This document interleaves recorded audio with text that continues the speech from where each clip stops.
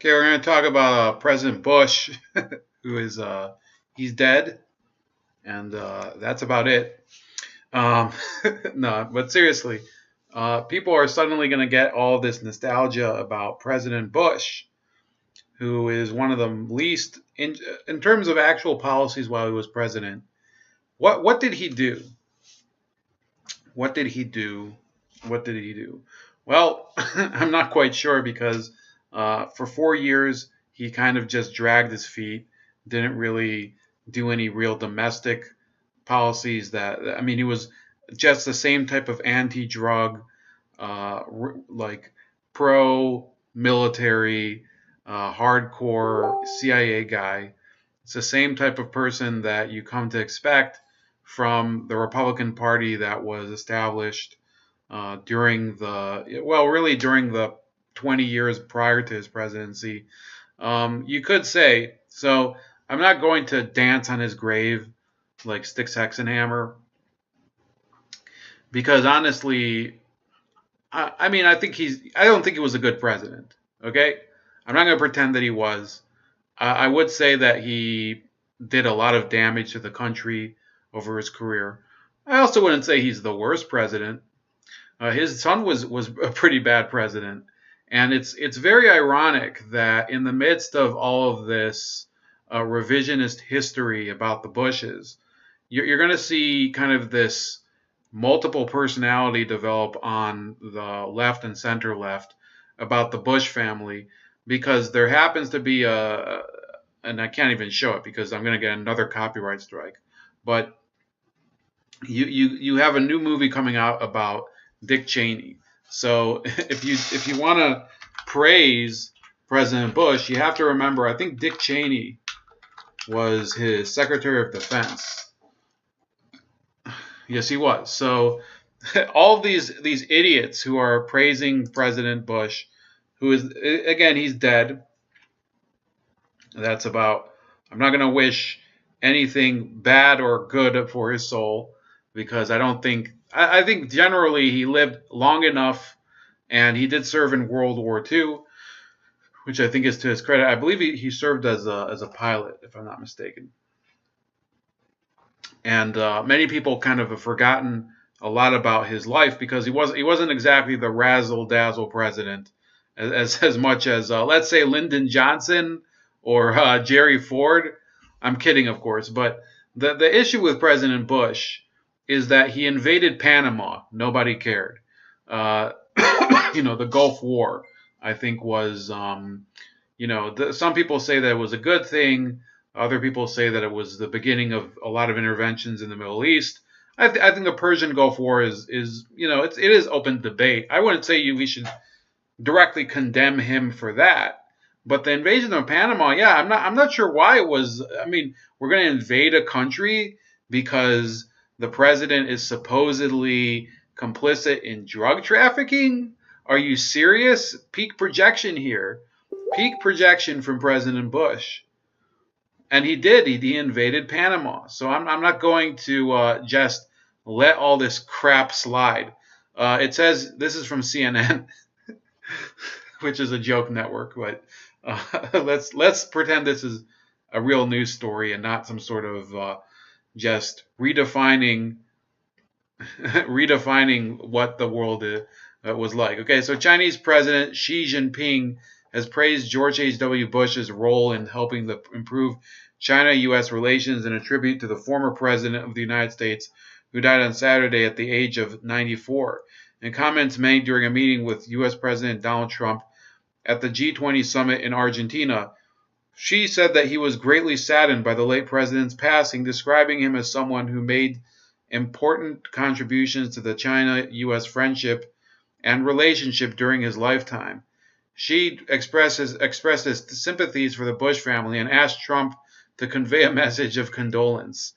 Bush is remembered in China for his time in Beijing as the U.S. unofficial ambassador to the country in the mid-1970s. It was an experience that would go on to influence his foreign policy decision-making and help steer U.S.-China relations through tumultuous decades. Known in Beijing as the bicycle-riding envoy, on account of the many hours he spent cycling through the capital's narrow hutong alleyways with his wife Barbara, Bush endeared himself to local residents with his down-to-earth practicality and apparent enthusiasm for Chinese life.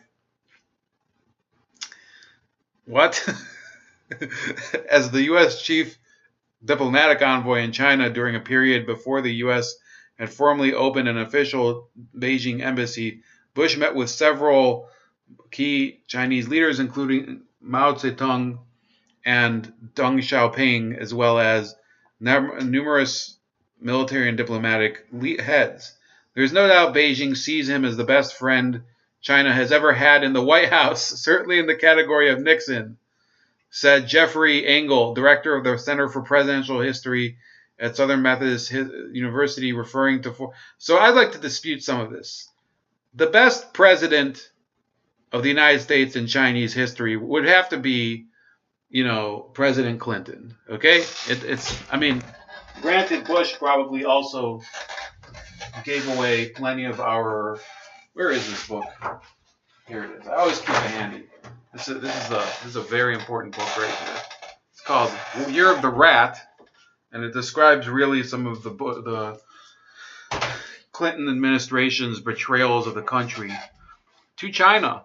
And it's to China's credit that they were able to pull it off, and that we were dumb enough to let a president get away with basically selling our country and its technology away to China. But yeah, President Bush, this only means that he basically... So CNN is essentially saying, oh, it's okay that President Bush met with a genocidal warmonger like Mao, who, by the way, was probably the bloodiest dictator in the history of the planet. Okay? A lot of people will be apologists for that because they say, well, yeah, he helped to modernize the country. No, Deng Xiaoping was really the person. But yeah, that was Bush's job. I guess we'll have to put that on the backdrop of other things that he did. Now, there's other people who highlight, oh, he hurt people's feelings because of the Willie Horton ad. Well, think about it this way, okay? They started calling this dog whistle politics. Okay, Bush is sometimes fondly remembered for his bipartisanship, for being the last of the Republican pragmatists, and for his yearning for a kinder, gentler America. He clearly abhorred Trumpism enough to drive the former Republican president to vote for Trump's Democratic opponent, Hillary Clinton, in the 2016 presidential election. But while his partisan civility may have been genuine, his legacy was forever tainted by his campaign tactics. As Jonathan Chait wrote for New York Magazine in 2014, though Bush showed himself to be a fair president, that brutal low campaign of 1988 was something liberals could never forgive and which Bush could never escape. So there was basically an ad in 1988. And this is what's so stupid, what's so ridiculous about Democrats, is that they think that one campaign ad basically swung a campaign. Okay, now there are instances where certain campaign ads do a great deal of damage to an opponent, but essentially, what had happened was this, okay? Well, we'll read what Vice said. And so Vox, sorry, this is from Vox. The infamous Willie Horton ad was a 1988 presidential campaign TV spot created by Bush's supporters that attacked his Democratic opponent, Michael Dukakis, for being soft on crime. Dukakis, the then governor of Massachusetts, supported his state's weekend pass program, which allowed imprisoned individuals, including those not eligible for parole, to leave prison for a day or more to work or go home. Okay. As the Washington Post noted at the time, it was introduced by a Republican governor, and most states had the same policy, including California under Ronald Reagan. But the attack ad was more than just an attack on Democrats. The spot featured convicted murderer William Willie Horton, who had been able to escape while on such weekend furlough, and went on to rape a woman and stab her fiancé in a brutal 1987 home invasion. It was widely condemned for playing on racial fears by featuring a black man's mugshot and linking blackness with depravity. The ad was intended to drive scared white people to the polls to vote for tough-on-crime Bush, seeking protection from black criminals like Horton and black-friendly candidates like Dukakis. As political science professor Claire Jean Kim said in a 2012 PBS special. The insinuation is if you elect Governor Dukakis as president, we're going to have black rapists run amok in this country. As Horton, whose name became shorthand for black crime, then for so he said, I'm not this picture they paint. I never lived up to that name that they painted with that picture. Well, apparently, I mean, you did rape somebody, so it's a problem for me to really believe. So I find this stupid, okay? George Bush, okay, fuck this Willie Horton shit. All of these bitches, these liberal pussies, they don't care about the fact that President Bush invaded Panama, invaded another country in order to arrest basically the leader who was a drug trafficker, even though Bush's CIA deals drugs. Probably to this day, by the way. I did see a couple fake news stories that were really kind of bizarre about President Bush, like that he is a Nazi and that not that his family has Nazi ties. There's a couple like really interesting things about that which I don't really care about. They're kind of interesting, but I don't think that it's really relevant today. But they were actually alleging that he himself was a Nazi mole from the SS who had come to the USA as kind of a Fourth Reich emissary.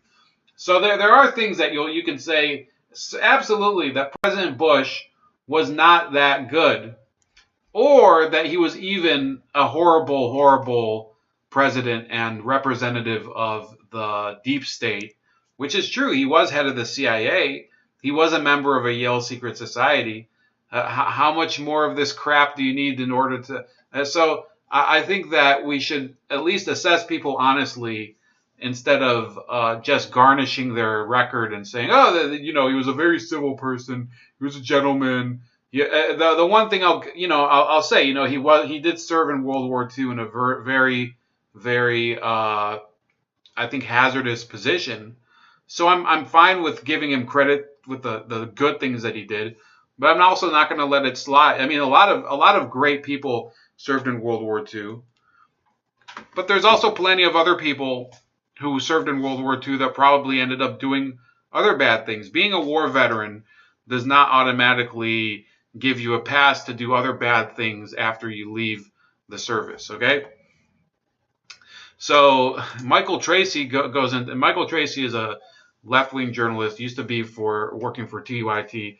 He is one of the more, he is biased, but I'd say he does more credible work than a lot of the other clowns that call themselves journalists.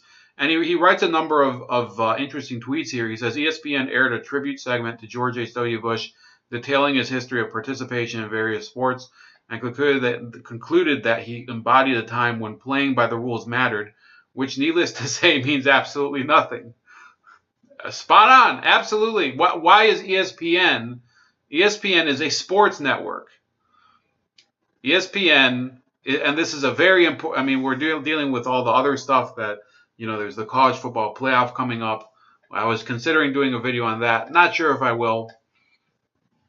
But, ESPN, stick to sports. Don't get into this bullshit about suddenly the entire country has to do this collective mourning over a president that to be honest with you, he was a very mediocre and low achievement president. Okay? You can, if there's people who want to, John Sununu, who was President Bush's chief of staff, I respect him. He can say all he wants about President Bush because he worked for President Bush. So I expect him to say that. And I'm fine with John Sununu having this good image of President Bush based on his own experience. Maybe John Sununu doesn't feel that the way I portray President Bush is justified. I don't need to hear from ESPN about their bullshit thing about President Bush believed in fair play. What the fuck are you talking about? President Bush was from an aristocratic family, and he died an aristocrat and a member of the establishment, and that's about it. So he also goes on and says, so far what I'm gathering from the coverage is that George H.W. Bush loved skydiving his compound in Maine. That's right, he had this huge place in Kennebunkport, Maine. His family, the troops, being humble and reaching across the aisle to get things done. apparently did nothing controversial over 7 decades in public life. Sounds good. Unless the subtext wasn't obvious, H.W. Bush's illustrious career as a CIA chief, party insider, etc., makes him the consummate institutionalist, which is thought to be a rebuke of Trump, who has destroyed all institutions or something. That's why the coverage is extra glowing. And then he, then he goes into some Bernie stuff, which I didn't really agree with. But President Bush is dead. He was in his 90s. He was 94, I believe. His wife had already passed away, Barbara Bush. I think it was only a few months ago, in fact. Look, we can move on. A lot of people think that it's a big deal when a president passes away. I do remember when President Reagan passed away, people did talk about it. They didn't behave like he was like this. And there are a lot of like Reagan freaks out there. They're like, oh, well, President Reagan wouldn't have done this. He was a true conservative or whatever. But they never embellished his legacy to the degree that they've been doing with some of the people recently. I think Reagan died in the early 2000s. We can even look that up. So Ronald Reagan. What year did he die? 2004. Okay, so I do remember that when he did die, it was not as big of a people didn't really look at it in the same way that now. Oh, Reagan was the last great. No, Reagan was actually a decent president. I wouldn't say that he's the amazing president that a lot of card-carrying conservatives call him. But we haven't had a good president for a very, very long time. A very long time. I don't even know which one I would consider that, because it was before I was born. Who have we had? We've had, since I was born, the president when I was born was Reagan. I don't even remember much from that time. Then it was Bush. Little to report. President Clinton. President Clinton, if you look at his accomplishments, he had some good accomplishments. Unfortunately, he also basically sold the country to other countries. So, no, that more than balances out. So President Clinton, despite some good accomplishments, in Bosnia and Ireland and a number of other things, he was a bad president. And then you had Bush, who was a horrible president. And then you had President Obama, who was also a horrible president. So those are the presidents since I've been alive. Then before that, you could probably talk about who else is you have Jimmy Carter, who everybody agrees was pretty much a failure. President Ford, who was basically cleaning up after Watergate, was never really had a mandate or anything. So you can even forget about the Ford presidency. President Nixon had a lot of accomplishments. Nobody wants to give him credit for that. They give Bush credit because he went to China on behalf of Nixon. Nixon is the person who actually opened the door to China. And it's debatable whether it was a good thing or not nowadays. But yeah, Nixon gave him the credit that he opened up the door to China. He did a lot of diplomacy with the Soviet Union, ended the Vietnam War. President Nixon is remembered for Watergate. President Nixon, I think, deserves a lot more respect than he was given. I'm not saying he was a great person. I'm saying that as a president, he performed well. Okay, but people rake him over the coals as the embodiment of evil. And then President Johnson, basically the one that the Democrats always want to forget, pretend never happened, and whatever. We can keep going. That's about it. You guys get the point. Please like this video, subscribe to the channel, share the video.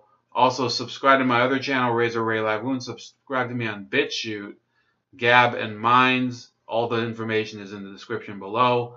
And tip me in the Patreon. Comment when you see this video. And I'll talk to you guys later. Enjoy your Sunday. And God bless.